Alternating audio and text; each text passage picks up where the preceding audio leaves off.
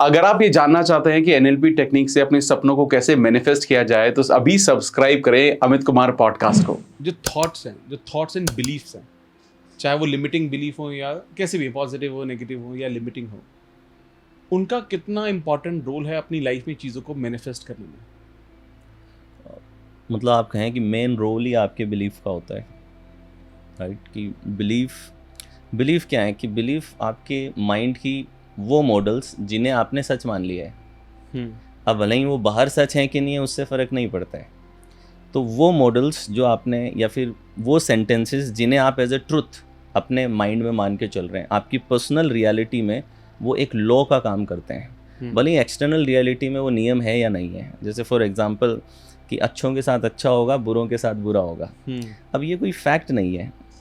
आपको बहुत सारे अच्छे लोग मिल जाएंगे जिनके साथ बुरा हो रहा है, ठीक है। लेकिन अगर आपकी मेंटल रियलिटी में ये बिलीफ है तो आप अपने एक्शंस, अपने बिहेवियर, इवन आपके सबकॉन्शियस चॉइसेस जो हैं वो सब इस बिलीफ से कंट्रोल होंगे। तो हमारे जो बिलीफ होते हैं, हमारा बिलीफ एक तो हमारा चश्मा है, जिस चश्मे से हम परसेप्शंस बनाते हैं, जिस चश्मे से हम दुनिया को देखते हैं, ठीक है। इसीलिए एक टर्म होती है ब्रेन में, कन्फर्मेशन बायस। कन्फर्मेशन बायस क्या है कि आप बाहरी दुनिया में उन्हीं चीज़ों को ज़्यादा हाईलाइट करके देखते हैं जो चीज़ें आपके एग्जिस्टिंग बिलीफ से कंफर्म करती हैं। फॉर एग्जांपल, अगर आपको व्हाट्सएप पे एक वीडियो मिले जिस वीडियो में ऐसी बात हो जो आपके एग्जिस्टिंग बिलीफ से मैच होती है, तो आप तुरंत उसे मान लेंगे और फॉरवर्ड करने लगेंगे, देखो ऐसा ही होता है, मैंने कहा था ना। लेकिन अगर उसी व्हाट्सएप में ऐसा वीडियो आ गया जो उसके अगेंस्ट है, तो आप जाके उसकी रिसर्च करेंगे और सोचेंगे कि इसको गलत कैसे प्रूव करूं। जब आपके मानने की बात आई थी तो आपने एविडेंस नहीं खोजा था, क्योंकि हमारा ब्रेन प्रोग्राम्ड है बाहरी दुनिया में रीइंफोर्स करने के लिए कि जो मेरे एग्जिस्टिंग बिलीफ हैं वैसे ही दुनिया चलती है। और सवाल इससे भी इम्पोर्टेंट ये है कि हम बिलीफ बनाते क्यों हैं। हम बिलीफ इसलिए बनाते हैं, हमारा ब्रेन बिलीफ्स इसलिए क्रिएट करता है because it gives us a sense of certainty. एक निश्चितता का भाव पैदा होता है, क्योंकि हम एक ऐसी क्रिएशन का हिस्सा हैं जहाँ पे बहुत अनिश्चितता है। अर्थ को अपनी एक्सिस के अराउंड हम रोटेट नहीं कर रहे हैं, एटम को स्टेबल हमने नहीं कर रखा है, ग्रेविटी हमारे कंट्रोल में नहीं है, इतनी सारी गैलेक्सीज, इतने सारे सोलर सिस्टम, इतने सारे गैमिट्स के मूवमेंट्स को हम कंट्रोल नहीं करते हैं। तो लगभग ना के बराबर अर्थक्वेक हमारे कंट्रोल में नहीं है, बाढ़ हमारे कंट्रोल में नहीं है, वोल्केनिक इरप्शंस हमारे कंट्रोल में नहीं है। क्या है हमारे कंट्रोल में? तो ऐसी अनिश्चित दुनिया में आप निश्चितता का भाव कैसे पैदा करेंगे? आप जी नहीं सकेंगे। तो आप मान्यताएं बनाते हैं। इसलिए we are story creating creatures. जब पहले आसमान में बिजली चमकती थी तो हम ये कहते थे कि भगवान नाराज हो गए।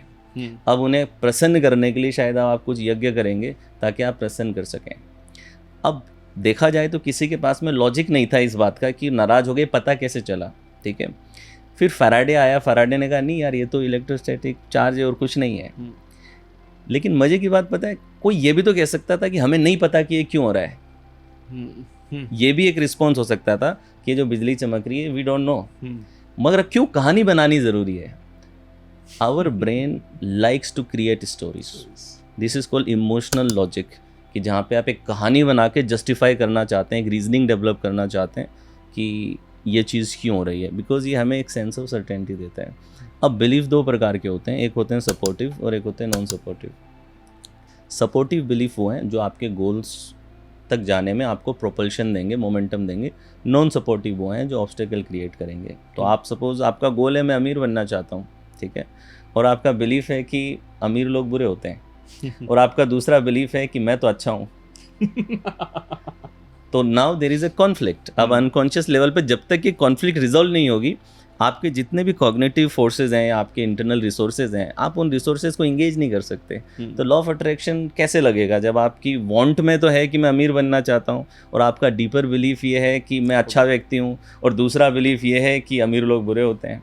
या फिर आप ऐसे ले सकते हैं कि I want to become rich, मगर बिलीफ है that lucky people become rich, and दूसरा बिलीफ है आई एम नॉट लकी। तो how will you deal with this? तो आपका सबकॉन्शियस कंप्लीटली इस कॉन्फ्लिक्ट को ही जीता रहेगा। और ये बिहेवियर में कैसे आएगी? You will procrastinate decisions. जब जहाँ पे पैसा कमाने की अपॉर्चुनिटी आएगी आपको डिस्कम्फर्ट महसूस होगा, आप पैसा मांगने में हिचकिचाएंगे, आप पैसे की बात से दूर भागने का प्रयास करेंगे। कि मेरे से पढ़ा लो लेकिन पैसा मत मंगवाओ मेरे से, ठीक है, मैं किसी से पैसा नहीं मांग पाऊंगा। आपके नैरेटिव उसी प्रकार से चलेंगे और फिर आपके बिहेवियर्स में, आपकी चॉइसेस में जो अपॉर्चुनिटी आपको अमीर बना सकती थी, उन अपॉर्चुनिटी में या तो आप डर जाएंगे, या आप एंग्शियस हो जाएंगे, या फिर आप डिस्कम्फर्ट महसूस करेंगे।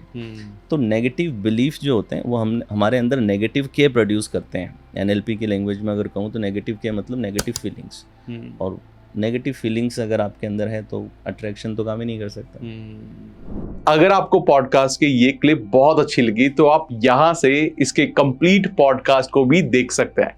इसके साथ साथ आप अपना सपोर्ट बनाए रखें, चैनल को सब्सक्राइब जरूर कर दें। Thank you so much.